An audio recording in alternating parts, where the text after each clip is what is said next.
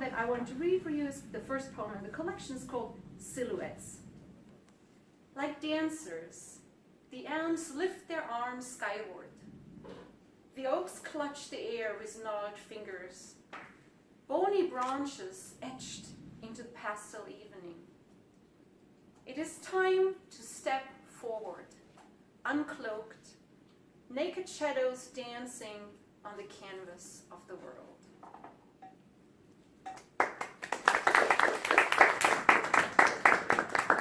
So this poem is at the beginning of the collection because it's a poem that's very important to me, so I want to say a few words about this. After coming here, after immigrating, I had this dry spell, couldn't write for about 10 years, and then started writing again. By 2016, things were going pretty well, but I did not publish anything under my name because I was thinking, oh my God, I have all those students.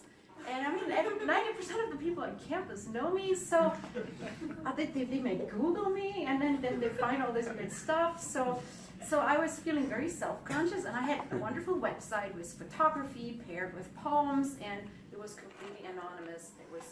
Had an anonymous name, had an anonymous email address. There was no hint as to who I was. And then it's November 2016. And the local women's center had an art exhibit, so I wanted to exhibit some things. Also, it was not a very happy time, and I figured, you know what, we have so much bigger problems that whether I write under my own name or not makes no difference. So that was the first time I exhibited and signed it with my name, and then in the winter I wrote this poem, and then was published in Southwinds. For those of you who do not know what Southwinds is, we have an arts and literature magazine on this campus, so which needs more readership, absolutely. So the new one's going to come out next week, hopefully. So I published my first things under my own name here in Southwinds, and that was one of them.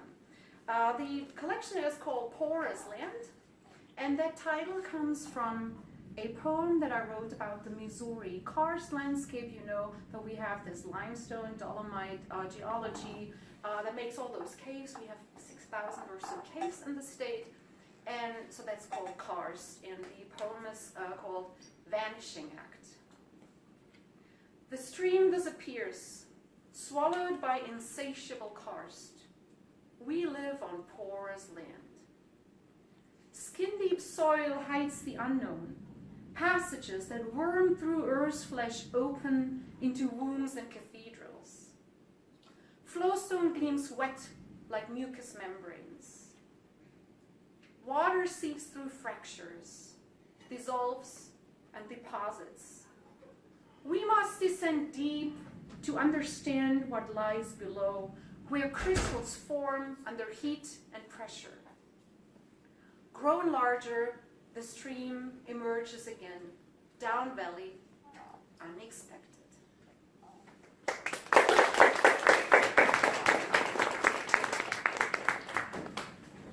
So there's actually a story arc to this book. I started writing the poems in this book after my daughter left for college, and the book tells a story of loss and acceptance, and that is superimposed on a seasonal arc, so everything starts in a rather bleak winter, and then we go through the season and emerge on the other end in a winter that has a completely different outlook. And I want to read you 3 of the poems that are from the beginning of the book. And the first one is called Journey. We set out a long time ago. Years stretched before us. A vast land with pathways and hills to explore. We journeyed. Too soon we are nearing the shore of the sea, where you will embark on a ship to a country I cannot see in my dreams. Sure-footed, you will step aboard and perhaps glance backwards once. I shall remain on the shore, sand slipping through my hands.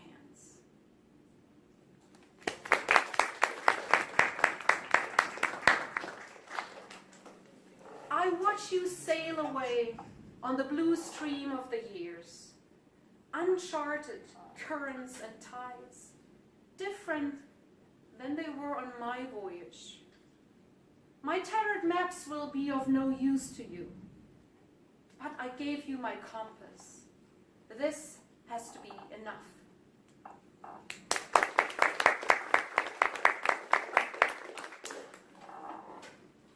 Deserted. A bleak morning, I waken to relentless rain. Drops pearl the redbuds. Broken branches beckon with oily fingers. A deserted nest perches in the plum tree. Black and wet, it does not remember the fledglings.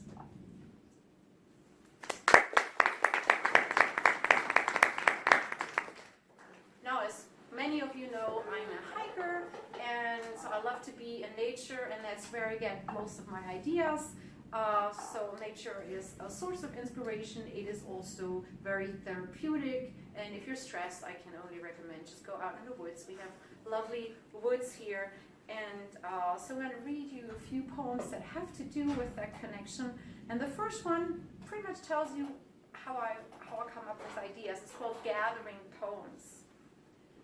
I went into the woods to seek solitude and found poetry, uncovered words under old leaves, and decoded secret messages in the pebbles by the stream. The stones whispered to me, and the silence distilled into song.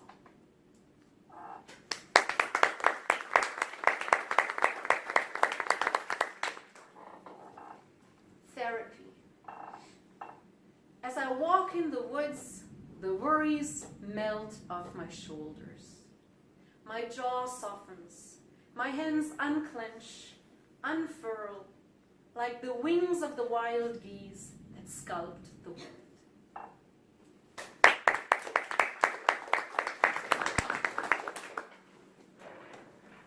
River song.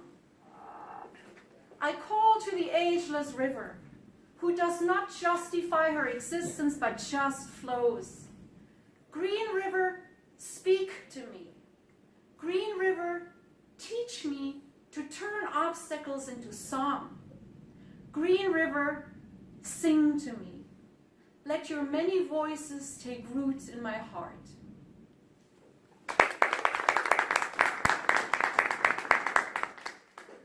So one nice thing about the hiking and being out there is that you start observing. You're moving slowly through the woods, you're moving on foot. And ever since I started writing again, I found that I'm observing more closely. It's like a photographer who is looking for motives through the lens of the camera. And so writing has changed the way I approach life because it made me pay more attention to things and be more observant and watch the little things that happen in nature. So here's a few of the nature poems. And this one is rather seasonal. Actually, this is very seasonal. The greening begins from the ground. Not in the high places that still belong to winter. Not on the barren ridges where buzzards rest on bare branches, but in the valleys, where shy white flowers hide by the creeks and green shoots push through the soil. Growth begins in the humble hollows.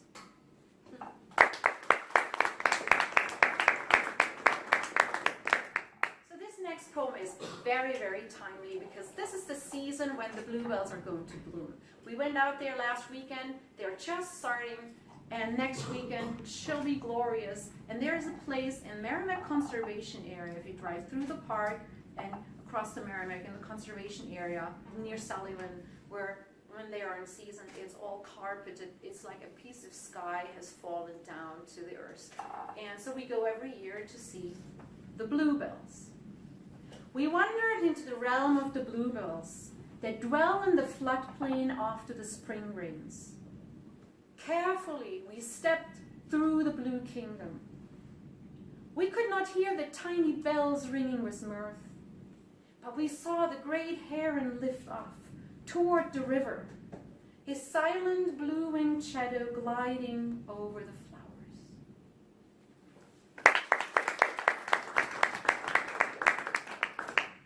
And I will climber, and would you believe it, you can write about rock climbing too. So I have a bunch of poems about rock climbing. I'm going to read you one. This is about Raven Rocks, which is about 2 hours west of here, near Truman Lake, and it's truly awesome. The cliffs are right on the shore, on the lake, and you climb out over the lake, climbing Raven Rocks. I dance upwards. Below me, the waves slap the cliffs and beat the rhythm. Wind-whipped clouds gallop with flying manes across the blue plain of the sky. The wild geese resent our intrusion. Honking displeasure, they swoop a warning. You are guests here. The cedars smell of summer and freedom. I lean back into the arms of the world.